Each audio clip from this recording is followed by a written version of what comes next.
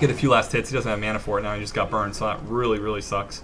I'd get the mana statue going on his Death Knight and not bring him up so much. He's only level 1 at this point versus a level 3 and a level 3 hero. So hero levels here, not so much in the Undead's favor here. Because he played so defensively and stuck in his base, he's hurting right now. And this push right here, he's not really doing anything. He's still kind of pushing back. He's trying to get the Necromancers up there, but you see the Chimeras are very, very effective at taking off individual Necromancers.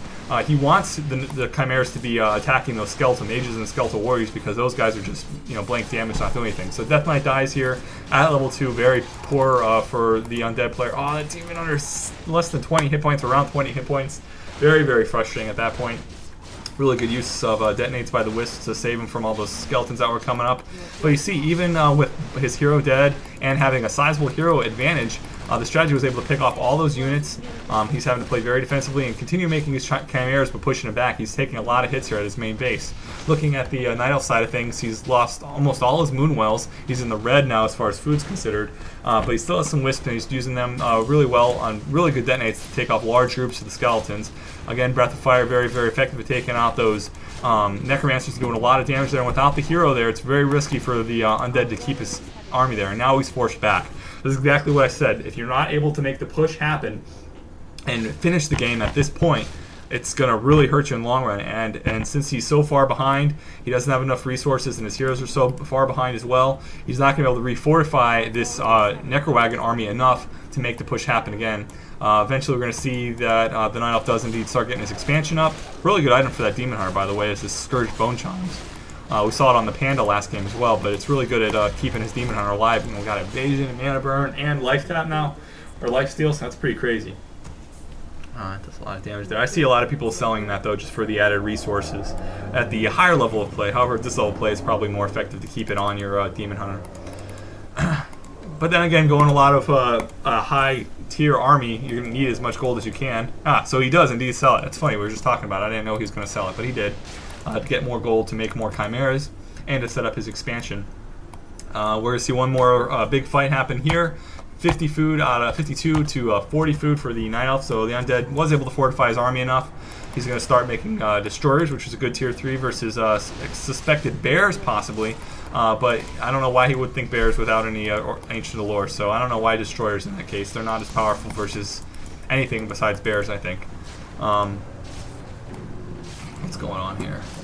Alright, these skeletons are sitting back. When you've got your skeletons going, you've got to force them up, either to take out that expansion scouting or to do whatever. If they're sitting around, their timer's going to come down and they're going to pretty much be useless at this point. You'll see here he waited so long, by the time the skeletons get to the expansion, they're all going to expire about the same time. Didn't even have to worry about it. It does end up taking this expansion down, I believe, because he does have his meat wagons. And I don't know if they're upgraded or not. I believe they are, but I can't see with the... with the exhumed corpses on them. No, they're not upgraded. So the chimeras come in and you'll see how quickly they're able to take out those really low hit point meat wagons. I mean, 380 hit points is nothing. And they go down very, very quickly to chimeras. Chimeras also do a lot of damage to heroes, so you see later on, level 2 Demon or Death Knight, level 3 now, is still not going to be able to stand up to some Focus Fire waves from a Chimera. So we got how many Chimeras? 1, 2, 3, 4, 5 Chimeras, and he's starting to make Hippogriffs to prepare for the Destroyers that are possibly incoming. I don't know why. I do have some Destroyers coming, so maybe that was a good idea. Looking at the food counts, 51 to 63 on the Undead side, has 63, 66 now, so he's got a little bit higher army. That push was able to be very, very effective at delaying this Night Elf from eventually overcoming him, but you can only delay it so long, and he wasn't able to finish him off. So you'll see now he's finally in the positive now. He's got enough resources coming in to fortify his army, make a bigger army, and make this push happen. So here, Chimera Fire on the Death Knight easily picked them off, and the Chimeras are, even with Web from Fiends, are going to be focus firing down the Necromancers, and they easily go down. It was a very uneventful last fight there because the Chimeras are so powerful. Didn't even get upgrades on them. So Chimeras, possible good counter to necro-wagon. I've hammered on for way too long. This audio commentary has been about over 30 minutes anyway, so that's good length for an audio commentary. I do implore you guys to check out the member replay section again. I've talked about it in my last audio commentary, and I talked about a hero. There's a lot of good things there to check out. If you're looking for specific strategies, I was looking for necro-wagon, so all I did was use the search feature for 1v1 solos, and I looked for undead versus night elf, and then I looked for undead winning and night elf winning, and then I looked at each replay. Instead of viewing each and every replay that came up in the search, I only watched the ones that had meat wagons and necromancers as the units for the undead, and that obviously assumes that they're going necro-wagon.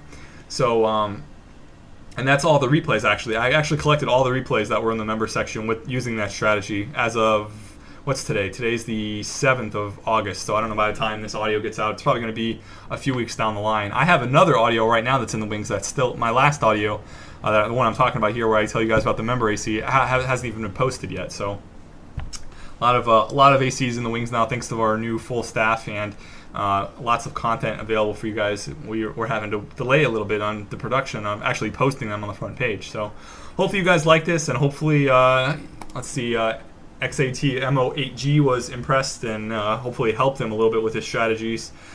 He said that he was coming up with it or up against this a lot in the Azeroth ladder, and when he comes up against it, he typically loses. So hopefully this helps him win. You can kind of take these players, even though they have higher than average APM or about average APM. If you're not as skilled or have high as actions per minute, you can kind of take their unit selection and learn the timing of the strategies and kind of use that to your advantage. If you're a night elf, you want to hit them before, so you don't have to worry about it, or you want to delay and overcome. You want to counter the strategy afterwards if you can survive it, and then just overcome them later with the higher level heroes, getting a lot of experience on your Demon Hunter and Panda. Hopefully that works out. I don't know if I want to continue doing this. I like the strategy a lot, and I don't think anyone's really highlighted necro-wagon in a long time, so that's why I did it, in addition to the PM that I got a while ago. I got that PM in July, towards the end of July, so it's been a while since I did, almost a full month. But if anyone else has any other strategies they want me to comment on, or if you guys got replays of your own games that you want me to critique or give you some advice or tips on, just PM me on the forums. Shark, and if you're in the member replay section, like I've been telling you guys to look at, feel free to submit your own replays there, and then go to the strategy section on the WCR forums and say, hey, this is a replay I played, what did I do wrong, what did I do right, and our community is actually pretty insightful in helping you out. You just got to be really specific at what you're asking, include as much details as you can, and don't be rude about it. We got a lot of knowledgeable people here at the site, and a lot of knowledgeable community members, but they won't help you if you're just going to be rude about it, and I'll help you every time, so you can be even if you're rude about it. Anyway, hope you guys enjoyed the audit commentary. This is Systemshark. Thanks for tuning in, and we'll see you later. Bye.